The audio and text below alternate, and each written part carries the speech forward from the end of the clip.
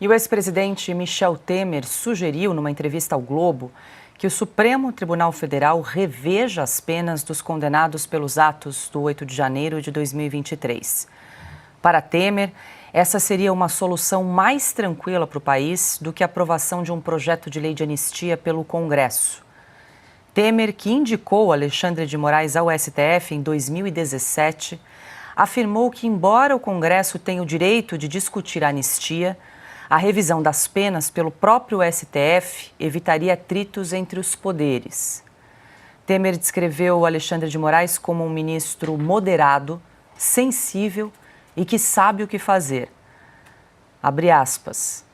O Alexandre prestou um serviço extraordinário. Se não fosse ele, não teria eleições no Brasil. Ele já liberou muita gente para a prisão domiciliar, o que já é um sinal. Ele cumprirá um papel de pacificação, fecho aspas, para o ex-presidente Michel Temer Pioto. Temer que indicou Alexandre de Moraes lá em 2017. Será mesmo que vai exercer o papel de pacificação? Porque não é o que a gente tem visto aí nos últimos tempos. A gente tem visto um ministro bastante revanchista, com decisões atropeladas que muitas vezes fogem aí da lógica jurídica por parte do ministro Moraes. Com todo respeito ao ex-presidente Michel Temer, não tem a menor chance. E vamos pegar um fato, digamos, que é mensurável.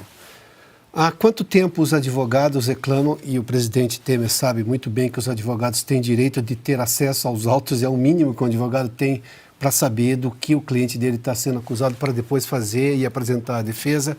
Há quanto tempo os advogados, ou por quanto tempo os advogados ficaram sem acesso aos autos? Ou com acesso limitado? Agora, recentemente, nessa última denúncia agora, envolvendo o que eles chamam de o primeiro núcleo da tese estapafúrdia do golpe, os advogados não tiveram acesso às mesmas provas que a Polícia Federal, ou não na inteireza das provas que a Polícia Federal teve para acusar. E, obviamente, que serviu de subsídio para a Procuradoria-Geral da República. É inimaginável que o ministro, o ex-presidente Temer, acredite na tese de que o ministro Alexandre seria, digamos, equilibrado nesse aspecto. Não dá, eu tenho que buscar só o que eu consigo mensurar. E o presidente Temer é um constitucionalista, não há nenhuma dúvida do conhecimento dele sobre a Constituição. Não dá para colocar neste Supremo, e tampouco no histórico recente do ministro Alexandre de Moraes, um respeito à Constituição. A começar do mais singelo deles, da liberdade de expressão. Do mais singelo e do mais importante deles, porque nós estamos falando de uma cláusula pétrea, ou do direito à ampla defesa. Qual a ampla defesa? Que advogado consegue dar um depoimento de verdade? E não estou falando só dos advogados, daquela menina jovem que chorou lá atrás, no começo do julgamento dos acusados do dia 8, que era uma jovem advogada. Estou falando dos advogados tarimbados, caros, competentes, aqui, experientes, que foram agora na primeira leva da denúncia do grupo que, em tese, teria comandado o golpe. E vamos lá, eu vou só me ater aqui a um outro ponto, Paulo, e termino por aqui. Redução de pena não resolve nada. Se eu pegar, por exemplo, uma das penas que estão sendo usadas para condenar os acusados do dia 8, é o crime de atentado violento ao Estado Democrático de Direito. O ministro Alexandre de Moraes citou isso em quase todos. A pena é de 4 a 8 anos.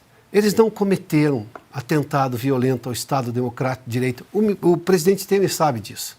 Então, se eu vou reduzir as penas, quer dizer que se alguém foi condenado a 8 anos, eu reduziria para 4. Não. Aí só cabe uma modificação completa de sentença. Uma anulação do julgamento como um todo, dos que já foram condenados, ou um arquivamento da denúncia. Redução de pena para quê? Alguém que pegou 8 vai pegar 4 só por esse crime? Não cabe redução de pena. Eu só estou aplicando semântica básica aqui. Eu não vou nem entrar nas questões do direito técnico. Mas não dá. Redução de pena não é solução para nada. A única coisa, e claro, jamais eu esperaria algo em contrário do ex-presidente Temer, dizendo que sim, que a anistia é um direito do Congresso Nacional e é um ato político do Congresso Nacional. Não tem que pedir permissão para o Supremo. E se vai causar mal-estar com o Supremo, o problema é do Supremo. Porque a Constituição não está preocupada com o mal-estar deste ou daquele poder. Ela diz o que cada poder pode e como pode. Está descrito na Constituição, que eu tenho plena convicção que o ex-presidente Temer concorda comigo e defende.